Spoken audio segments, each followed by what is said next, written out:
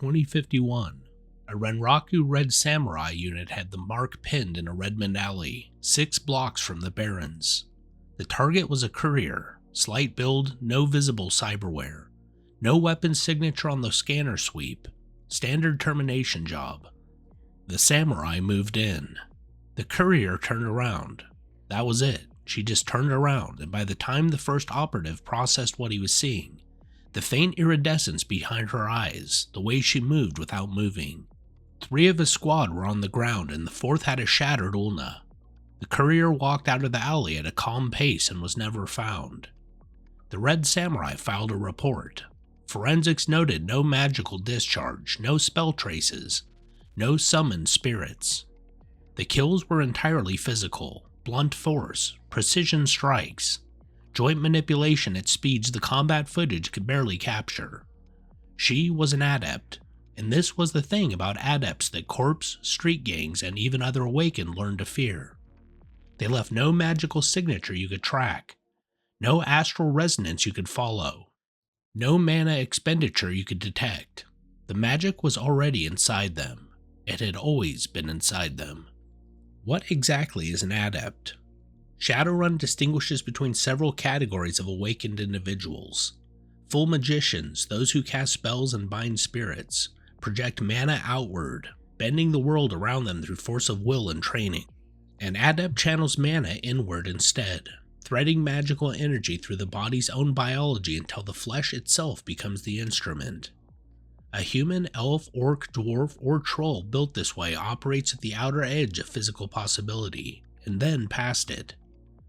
Reflexes accelerated beyond anything titanium-laced chrome can match. Perception tuned to frequencies ordinary senses cannot register.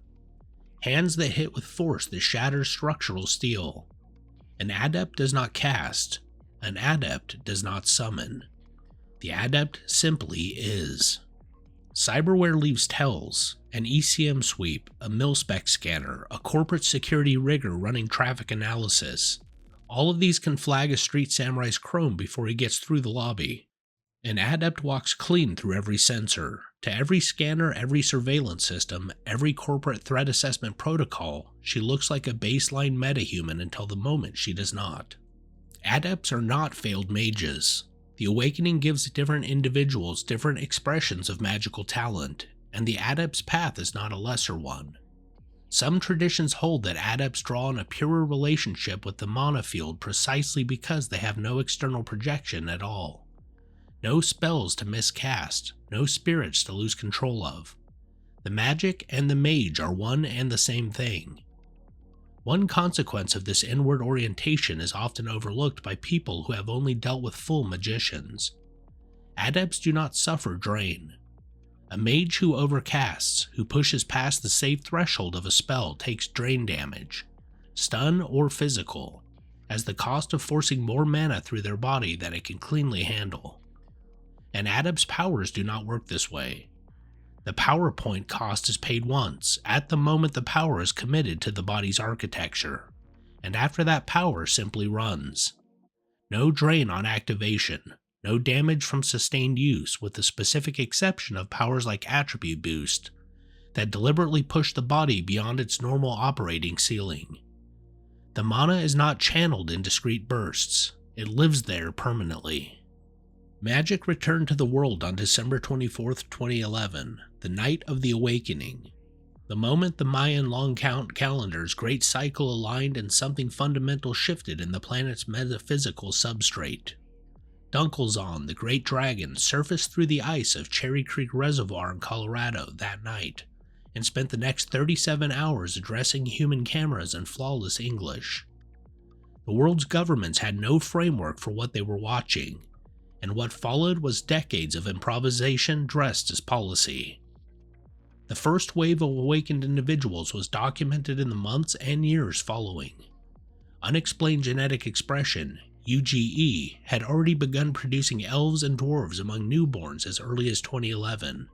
The full range of awakened talent took longer to catalog, and among its expressions, the adepts were among the hardest to classify. Early records are fragmentary. Governments and megacorporations in the 2010s and 2020s were still trying to determine whether magic was real at all, let alone how to categorize it. The first Adept sightings looked to outside observers like extreme human performance anomalies. Athletes breaking records so far beyond the statistical norm they triggered doping investigations. Martial artists whose techniques defied biomechanical analysis.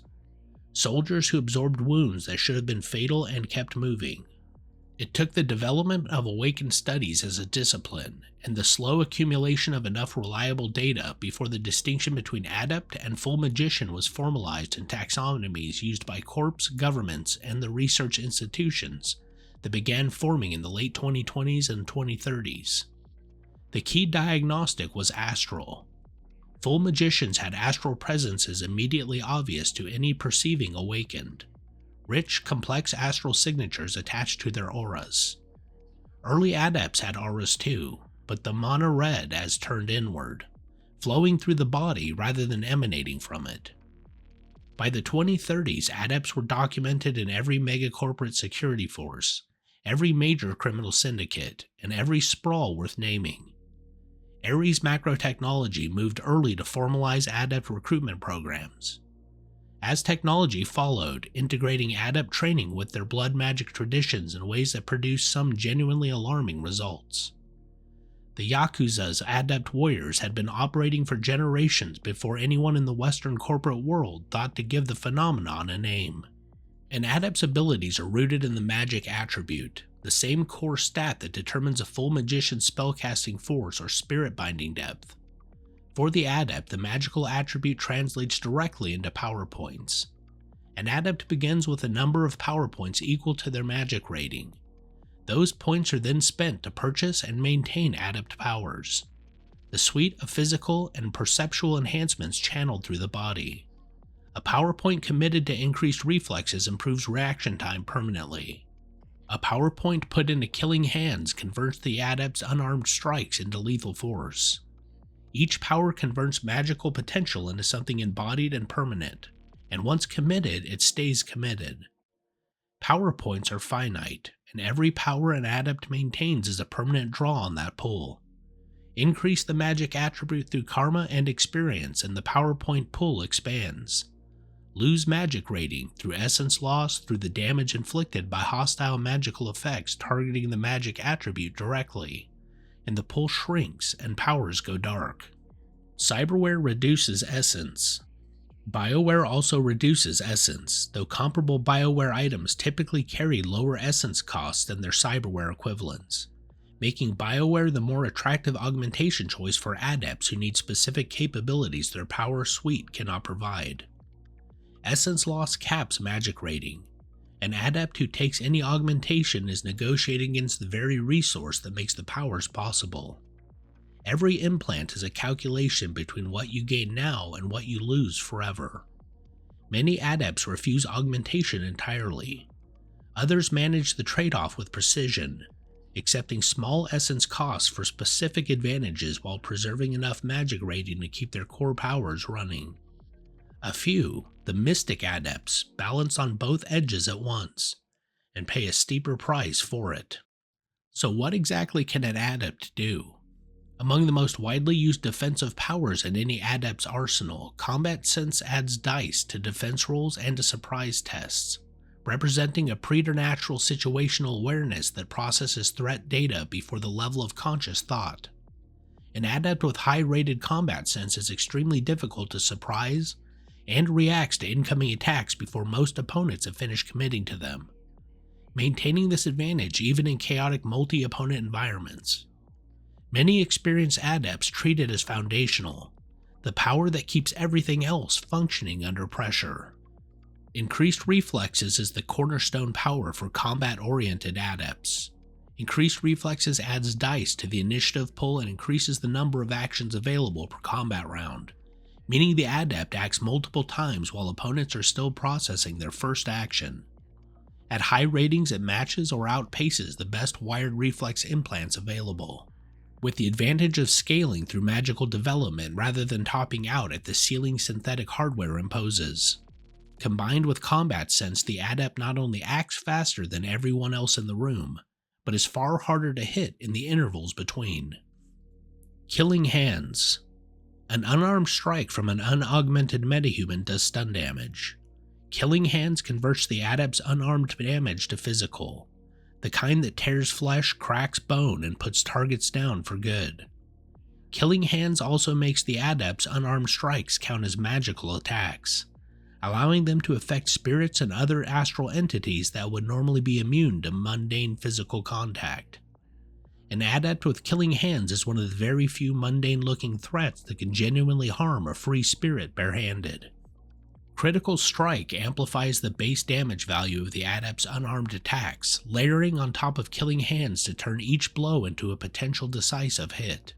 Stacked with multiple levels, the Adept hits harder barehanded than most people hit with a weapon. Mystic Armor. Mana channeled through the body provides protection as well as capability. Mystic Armor increases the Adept's armor rating against both physical and stun damage, not a visible barrier, but a reinforcement of the body's own resilience operating below conscious awareness. The tissue simply absorbs more before giving way. Combined with pain resistance, an Adept running both powers absorbs injuries that should be incapacitating and keeps moving anyway. Weapon Foci and Power Foci. Adepts can bond magical weapons, weapon foci, in a way that integrates them directly into the body's magical architecture, treating a bonded blade or weapon as an extension of the Adept themselves rather than a tool they carry.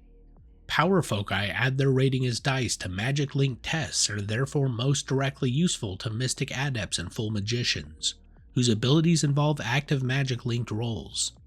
For a pure Adept whose powers are mostly passive and always on, a power focus has narrower application, though it contributes where magic is used as a resistance or attribute test.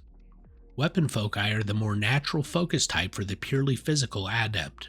The third canonical focus type for Adepts is the Key Focus, introduced in Street Grimoire and designed exclusively for Adept use. Unlike power foci, which operate on general magical link tests, a Key Focus adds its force and dice to one specific Adept power that has its own active dice pool. Powers like Kinesics or Commanding Voice, which involve making a roll rather than simply running passively. Combat Sense and Killing Hands do not qualify. Combat Sense adds bonus dice to existing defense tests rather than being rolled itself. And Killing Hands converts damage type without involving its own pool. For Adepts who invest in active social or perception powers, a well-matched Key Focus is a meaningful amplifier. Bonding any focus costs karma, the same resource Adepts spend to raise attributes, acquire skills, and develop powers. An Adept who has spent years and significant karma bonded to a single weapon carries something qualitatively different from a sharp piece of metal. The Tir-Tairngir blade traditions are built almost entirely around this relationship. Astral Perception. Standard Adepts are materially bound by default. They cannot astrally project without specifically acquiring the out-of-body experience power. And without the astral perception power, they cannot perceive the astral plane at all. Astral Perception changes the second half of the limitation. An Adept with this power can extend their senses into the astral simultaneously with their physical perception, seeing auras, detecting spirit presences, reading the emotional and magical residue of a space. It does not allow projection and does not make the Adept astrally active in the full sense, but it breaks the informational blindness that otherwise leaves Adepts entirely vulnerable to magical threats operating on a plane they cannot see. Enhanced Senses. A cluster of powers falls under Enhanced Senses. Improved smell, low light vision, thermographic vision, ultrasound, improved hearing. Each one tunes a specific sensory channel beyond baseline metahuman range. An Adept with the full sensory suite rivals the perception of the best equipped corporate infiltration drone without carrying a single piece of detectable hardware. Attribute Boost. This power temporarily overclocks a physical attribute, strength, agility, body, by channeling a surge of mana through the relevant biological systems. Unlike most Adept powers, Attribute Boost carries a stun damage cost on use. The Mana Surge pushes tissue beyond its sustainable limits, and the body pays for it in the form of physical fatigue. In a pinch, it translates to explosive bursts of speed, strength, or endurance that briefly exceed the Adept's normal operating ceiling. Traceless Walk. The Adept learns to move without leaving pressure traces, not invisible, not silent in the theatrical sense, but leaving no physical impression on surfaces. No footprints, no surface marks. A tracking dog loses the trail. Forensics finds nothing. Combined with other stealth-oriented powers, Traceless Walk makes certain Adepts among the most effective infiltrators in the Sixth World. Nerve Strike. An Adept who has mastered Nerve Strike can place a blow with such precision that it disrupts the target's nervous system, causing pain cascades or temporary paralysis in specific body regions. Placing such a strike within millimeters of accuracy under combat conditions requires intimate knowledge of metahuman physiology, and a degree of motor control that only extended power development provides. Sustenance and rapid healing. Some Adepts can channel mana into basic biological maintenance, reducing their need for food and sleep or dramatically accelerating natural healing rates. An Adept with rapid healing recovers from wounds in hours that would put an unaugmented person in a hospital for weeks. Pair that recovery rate with mystic armor and pain resistance, and you have an individual who is genuinely difficult to remove from the field permanently. Mentor Spirits. Adepts can form bonds with mentor spirits, powerful archetypal entities that resonate with the practitioner's inner nature and shape the development of their abilities. A mentor spirit is not a hired spirit and cannot be summoned or dismissed. It's a metaphysical alignment, something closer to a fundamental aspect of the Adept's personality, made manifest in the mana field. Each mentor spirit provides specific bonuses to certain powers or skill categories and imposes a mandatory drawback.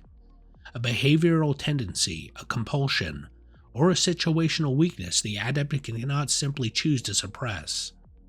The wolf gives bonuses to combat and outdoor abilities but carries a compulsion never to back down from a fight, not just when threatened, but as a standing behavioral constraint that makes tactical disengagement and withdrawal extremely difficult to execute, regardless of circumstances. The cat improves stealth and perception at the cost of a curiosity compulsion that overrides caution at the worst moments. The bear provides resilience and endurance bonuses with a drawback that compels the character to protect injured allies in combat, a compulsion that pulls against tactical withdrawal when it's most necessary. These compulsions are not psychological quirks that the Adept can argue themselves out of. They're baked into the metaphysical bond itself. Experienced opposition that knows what mentor spirit an Adept follows can predict behavioral patterns and exploit the drawbacks. An Adept following the wolf who cannot walk away from any engagement regardless of the odds, or one following the cat who breaks off a clean extraction to investigate something interesting. These are standing behavioral patterns, not situational reactions, and corporate intelligence files will note mentor affiliation when they can identify it. The ways, philosophical paths of the Adept. Not every Adept develops their powers in the same direction or with the same orientation. Street magic and street grimoire formalize this through the concepts of the way, a philosophical and metaphysical path that shapes how an Adept's magic develops. A way is not a built template. It's a worldview, a training philosophy, and a metaphysical alignment that determines which powers resonate most strongly with the Adept's inner nature, and which come at reduced power point cost. The Warrior's Way. The most commonly encountered in the shadows, the Warrior's Way treats the body as the ultimate weapon system, channeling power points primarily into combat capabilities, reflexes, damage output, resilience, and tactical perception. Adepts on this path tend to be deeply disciplined, often with roots in formal martial arts traditions. The Warrior's Way does not mean brutality. Many of the most controlled and precise fighters in the Sixth World follow it. The Athlete's Way. Where the Warrior Way optimizes for combat lethality, the Athlete's Way optimizes for peak physical performance across a broader range of domains. speed, endurance, and coordination, grace. An athlete's way adept at full development is capable of physical feats that look like something between sorcery and myth. Not because they cast, but because the metahuman body under sustained magical amplification can do things that physics allow but evolution never bothered to implement. These adepts appear in professional sports at the highest levels, often under heavy UCAS and CAS anti-awakened scrutiny. The artist's way. Less visible in combat context but deeply present in creative and performance fields, the artist's way channels the inward flow of mana into artistic expression and sensory refinement. An artist's way adept does not become a fighter. They become something else, a musician whose performance physically alters the emotional state of listeners, a sculptor whose hands find shapes and material that other hands simply cannot reach, a holofilm performer who commands a scene through presence that defies direction. The shadows use them occasionally for social infiltration and distraction, but the tradition itself belongs to a world beyond the run. The Beast's Way. The Beast's Way channels mana into primal, animal-resonant capabilities.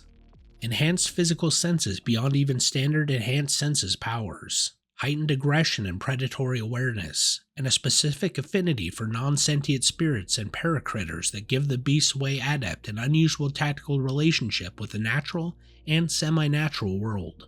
These practitioners often develop what observers describe as an animal quality in their movement and presence. Not feral exactly, but tuned to something older than urban threat response. The Burnout's Way. Named for the deliberate choice it represents, the Burnout's Way is the path of adepts who accept essence loss at a calculated trade. A standard adept guards their essence as the foundation of everything. A Burnout Way's practitioner requires cyberware and bioware deliberately, favoring bioware where possible, since comparable bioware items typically carry lower essence costs than their cyberware equivalents. Accepting the reduction in power points as the cost of specific capabilities the powers cannot provide, and then works to maximize what remains. The tradition does not celebrate degradation. It treats the diminished magic rating as a constraint to optimize within, and some of the most dangerous close combat specialists in the shadows operate on a Burnout Ways framework that nobody looking at their chrome would recognize as magical practice at all. The Invisible Way. The path that corporate security files describe as most difficult to counter. The Invisible Way channels mana into concealment and perceptual disruption.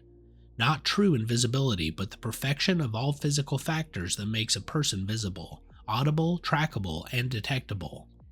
Combined with Traceless Walk, stillness, and enhanced sensory powers, an adept on the Invisible Way can move through a secured facility and leave no trace they were ever present. The Magician's Way. The Magician's Way deepens an adept's relationship with the astral rather than unlocking spellcasting. That distinction belongs to the mystic adept archetype, not this path.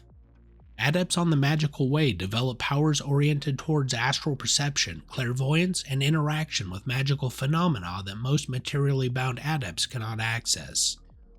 They remain adepts, materially anchored, channeling mana inward rather than projecting it, but their awareness extends into the astral in ways that close the informational gap that otherwise makes physically oriented adepts vulnerable to magical threats they cannot see. The Speaker's Way.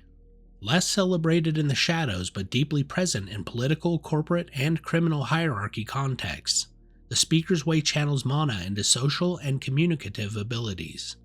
Empathic reading, persuasive presence, the ability to detect deception at a level that borders on the supernatural. A Speaker's Way adept in a negotiation shifts the odds of the room. In an interrogation, they're nearly impossible to fool and nearly impossible to resist. The Stalker's Way. Hunting is its own discipline. The Stalker's Way develops powers oriented around tracking, patient observation, reading environments, and closing with prey that does not want to be found. An adept on this path is not optimized for the decisive combat moment. They're optimized for the entire arc of finding, following, and choosing when to act. Among fixers and corps that need difficult targets located and eliminated cleanly, A Stalker's Way Adept is among the most valued specialists available. Mystic Adepts, walking both paths. The standard Adept invests all magical potential inward. The full Magician projects outward. The Mystic Adept attempts both and pays for it from every direction. In SR5, a Mystic Adept uses their full magic attribute for all magical tests, spellcasting, summoning, counterspelling, and receives an initial power point allocation equal to their magic rating. Additional power points beyond that base must be purchased with karma at a steep premium. 5 karma per power point compared to the free power points a regular Adept gains when their magic attribute increases. The Mystic Adept does not split their magic rating. They use all of it. What they pay for is the combination, and the karma cost of maintaining a significant power suite while also developing serious magical ability compresses how far either capability can go. A dedicated full Magician will consistently outperform a Mystic Adept on the spellcasting side. A dedicated physical Adept will consistently outperform a Mystic Adept on the power side. The Mystic Adept's advantage is breadth and disorientation it creates in opponents. The ability to shift between modes faster than an adversary can recalibrate their threat model. Mystic Adepts cannot astrally project as a baseline. They are first and foremost Adepts, materially anchored, and astral projection requires acquiring it as a specific Adept power. Some traditions regard Mystic Adepts as individuals with fundamental ambivalence about their own nature. Others hold them as the most complete expression of awakened identity, the only type that does not surrender half the magical world in favor of the other half. In practice, the shadows see Mystic Adepts most often in positions where versatility has specific operational value. Perimeter holding roles where the Mystic Adept maintains physical defense while perceiving incoming magical threats, or face roles where speakers weigh social powers combined with spellcasting for social manipulation that even corp-trained negotiators cannot reliably resist. Initiation is the process by which an awakened individual deepens their connection to the mana field beyond what their base magic rating allows. For full Magicians, initiation opens metamagics, masking, centering, shielding, and others. For Adepts, initiation does all of this and adds something specific. Each initiation grade expands the PowerPoint pool beyond what the magic rating alone would normally support. An initiated Adept at grade 3 or 4 carries a power suite that a non-initiated Adept simply cannot match, and the gap compounds as grades increase. Centering is a metamagic available to all awakened who initiate, but its application for Adepts is distinct.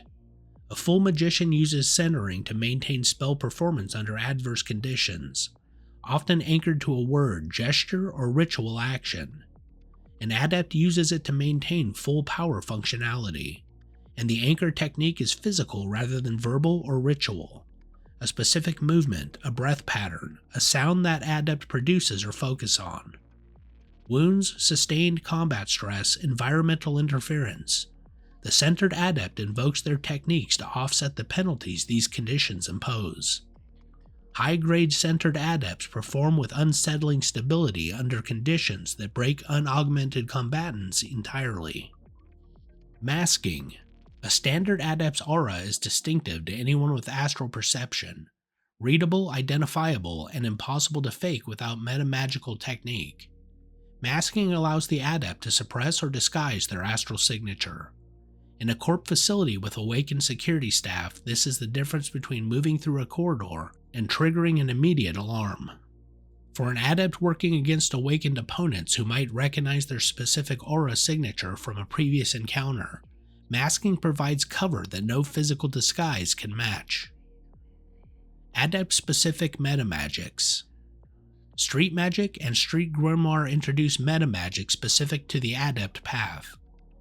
Kinesics allows the Adept to read and project body language with magical precision, a social and deception tool without parallel in the mundane practice. PowerPoint metamagics allow further expansion of the power pool beyond what initiation grade alone would provide, pushing the ceiling of what an Adept can maintain past the limit of raw magic rating. A high-grade initiated adept operating within a developed way and a mature mentor-spirit bond represents a capability profile that early six-world taxonomy had no categories to describe. Initiation groups. An adept who initiates alone pays a higher karma cost and has no guidance through the process. An adept who initiates as part of a formal group. A martial arts school with magical recognition. A corporate black program. A criminal syndicate inner circle, a spiritual tradition, gains reduced cost and access to the group's accumulated metamagical knowledge. The group that helps an adept initiate expects something in return, and those expectations do not diminish over time. Adepts in the corporate world. Every megacorp in the Sixth World runs an adept recruitment program. Some are sophisticated, long-running pipelines with magical talent assessment protocols beginning in grade school. Others are opportunistic, fixers and recruiters scanning underground fighting circuits, sinless sprawl populations, and criminal networks for individuals who test positive for awakening and show the physical markers of adept development. Ares Macro Technology has historically maintained extensive adept combat programs, integrating awakened martial arts instruction with their conventional military training pipeline. Ares adepts in security and military divisions are trained to operate alongside chrome-augmented street samurai in coordinated teams, with the adept providing elements of the operation that carry no electromagnetic signature. As Technology's relationship with adepts is filtered through their blood magic traditions, the company's internal magic structures are among the most secretive in the corporate world. But what is known is that as Technology treats magical talent, including adept talent, as a religious resource as much as a corporate one. Their adept warriors, sometimes described in Shadow Contact's reports under titles drawn from pre-Columbian tradition, are among the most feared in the world. The integration of blood magic ritual into their training produces capabilities that standard adept taxonomy does not fully account for. Shiawase Corporation runs what amounts to a magical talent management program, treating awakened employees, adepts included, as high-value assets requiring careful career development. Shiawase adepts in the corporate structure are well compensated, well monitored, and constrained by contracts that make their PowerPoints effectively company property. Defection from Shiawase's awakened retention programs is handled with the same directness as any other form of corporate espionage. Renraku's approach shifted dramatically after the arcology incident of the late 2059. Pre-incident Renraku had maintained tight adept programs. Post-incident, as the company rebuilt its security architecture, adept integration was deprioritized in favor of AI-augmented conventional security. The gap this left was significant and was not fully closed before further corporate turbulence hit the company. Every corp recruitment program carries the same underlying ethical ambiguity. A corp cannot manufacture an adept. The awakening happens or it does not, and no amount of corporate investment changes that. Every adept in a corporate pipeline was recruited, often young, from circumstances where refusal was not a realistic option. The sinless child in the Barrens who tested Awakened and gets a Shiawase scholarship is not freely choosing the corporate life. They're choosing it against a background of alternatives that include starvation and violence. The corps understand this leverage and use it. Adepts in the shadows. The corporate path is one direction, the shadows are another, and in many ways more natural to what an adept actually is. A street samurai brings chrome and weapons, an adept brings themselves. Shadow teams value this. The individual who passes clean through every scanner, brings full combat capability into a secured facility without carrying a single detectable weapon, and leaves no magical signature for a corp mage to trace after the fact. In a world where corporate security is calibrated to detect cyberware, magical discharge, and digital intrusion, the well-built adept slides between all three categories. The classic adept shadow role is a physical specialist. Runner teams need muscle, someone to handle the wet work, hold a perimeter, carry an unconscious target, or go hand-to-hand with an enemy combatant without bringing a weapon into the target facility. An adept fills this role with capabilities that exceed any unaugmented individual. packaged in a form that looks to every sensor like a mundane civilian. Face Adepts, runners whose power suites leans towards the speaker's way, occupy a distinct niche. The Adept who can read every micro-expression in a negotiation room, project authority through kinesics, and back up their social game with the physical capability to handle whatever the negotiation becomes if it goes wrong. This individual is worth more to a shadow team than almost any combination of conventional skills. Infiltration Adepts represent the third major shadow archetype.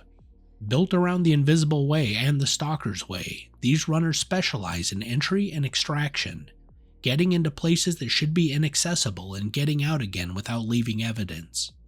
The best of them are not legends in the shadows because nobody knows their names. Adept runners face specific challenges that Chrome-heavy runners do not. The absence of cyberware means the absence of built-in tools the street samurai carries as standard. Smart guns linked to neural interfaces, wired reflex enhancements, subdermal armor. An adept who has chosen purity of magic rating over any essence costing augmentation is relying entirely on their power suite and mundane equipment. When the power suite is inadequate to a specific threat, there is no fallback hardware. Knowing your own limits precisely and planning around them belongs in the same category as knowing how to shoot. The body as a temple, philosophy and tradition. The martial arts traditions of the Sixth World did not emerge from nothing. They drew on the pre-awakened arts, Japanese Budo, Korean Hapkido, Chinese internal arts, Brazilian capoeira, Muay Thai, Filipino Kali, and then expanded them as the implications of magical amplification became apparent. The Sixth World martial arts are genuinely different from their ancestors, calibrated for an awakened body can do and what it faces. Many adepts ground their practice in formal tradition that provides both technical framework and philosophical structure. A tradition does more than teach technique. It tells the practitioner what the body is for, what the powers mean, and what obligations come with possessing them. An adept trained in a tradition that treats the body as a sacred instrument subject to discipline will develop their powers differently, and some argue more effectively, than an adept who treats the power suite as simply a better set of modifications. The Tirtangir elven traditions around adept practice are among the most formalized in the world. Elven culture's emphasis on the long game and the accumulated discipline of an extended lifespan produces adepts who develop their power suites over decades with a patience that human adepts simply do not have time for. A century-old elven adept who has spent 80 years refining a single power and bonded weapon focus beyond any standard ceiling is something qualitatively different from a 25-year-old human runner who picks up the same power 3 years ago. Orc control adept traditions face specific challenges around the interaction between metatype physiology and magical development. The raw physical baseline of an orc or troll means that channeling mana into further physical amplification produces different curves than the same investment in an elf or human frame. A troll adept with enhanced attribute powers and mystic armor is not simply a troll. It's something for which most combat encounter planning has no category. The metabolic systems that produce these baselines also handle power use stress differently, and many traditions note that orc control adepts require different training methodologies than human or elf practitioners. The philosophical question that every serious adept tradition eventually confronts: what does it mean to channel the mana field through a body that is simultaneously mundane meat and magical instrument? The full magician has an answer. The self is the caster and the body is a tool. The shaman has an answer. The self is a participant in a world full of spirits, and the body moves within the web. The adept's answer is harder to articulate, which is why so many of the most developed adept traditions express it through practice rather than doctrine. The body does not carry the magic. The body is the magic. Vulnerabilities and limitations. An adept is not invincible, and the shadows are full of individuals who have learned exactly where their limits are. Magic attribute dependency is the foundational vulnerability. Anything that reduces essence caps the magic rating, which shrinks the power point pool, which turns powers off. Cyberware and Bioware do this through essence cost.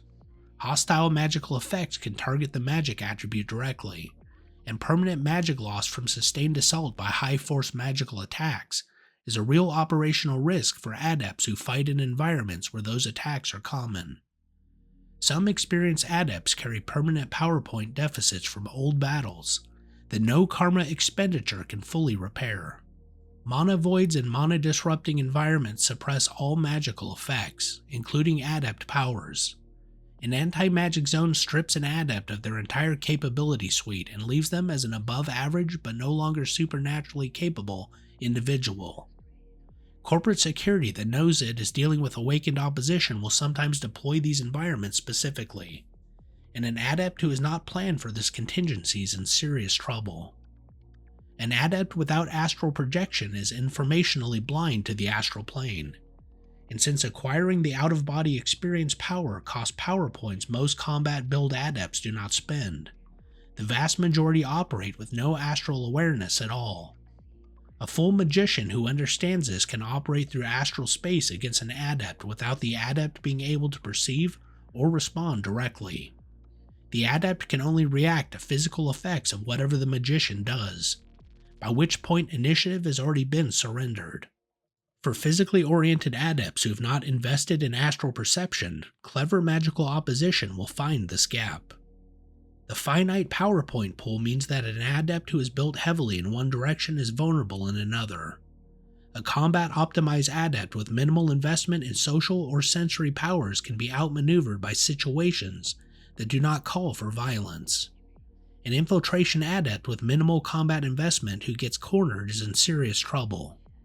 Spreading power points broadly leaves no single capability dominant, and adversaries who know the build can work around it. Mentor spirit drawbacks are exploitable. An adept following the wolf who cannot disengage from any fight regardless of tactical reality, or one following the cat who breaks off a clean extraction to investigate something interesting. These are standing behavioral patterns, not situational reactions, and corporate intelligence files will note mentor affiliation when they can determine it and plan accordingly. Notable traditions and cultural expressions. The Jaguars, Aztlan and Aztechnology.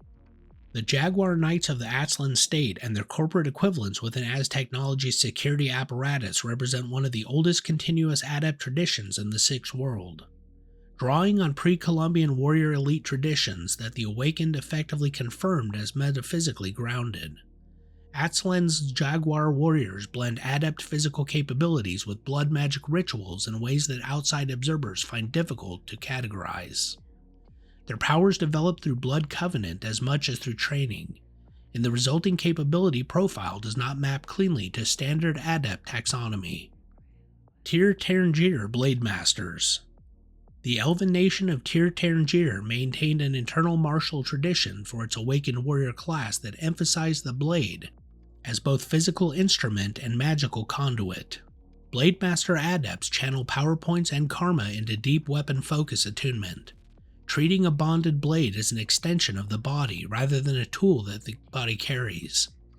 Years of maintained focus bonding between an adept and a single weapon creates a relationship that fundamentally changes both the weapon's performance and the adept's relationship to their own powers.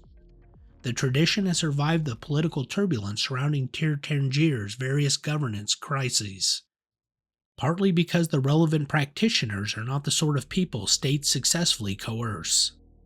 The Yakuza's Awakened Enforcers.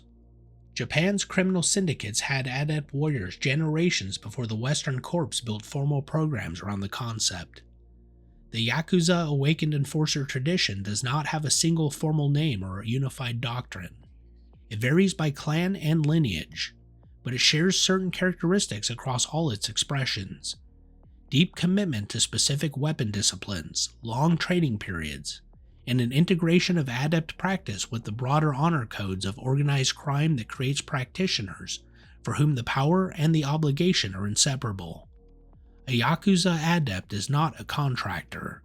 The relationship between their powers and their syndicate affiliation is existential. Aztlan Special Operations. Separate from the Jaguar Knights, Atslan maintained special operations adept units whose existence was not officially acknowledged for most of the 2050s and 2060s. Described variously in Shadow intelligence reports, these units specialized in deep infiltration and targeted elimination, the invisible way taken to a state-sponsored extreme. Their actions during various corporate border conflicts on the period account for a number of high-profile disappearances and infrastructure disruptions that were never publicly attributed to a state actor. The flesh made sacred. The courier in that Redmond alley did not have to announce herself. She did not channel light or fire. She did not speak words of power. The mana moved through her, and what it moved through her became something that the Red Samurai's training had not prepared them to face. This is what an adept is. Not a person who learned magic, not a person who bargained with spirits or signed on with a megacorp's awakened division in exchange for a salary and a suite of powers. A person in whom the mana and the body arrived at the same destination, and who spent their life, however long or short, finding out what that destination meant.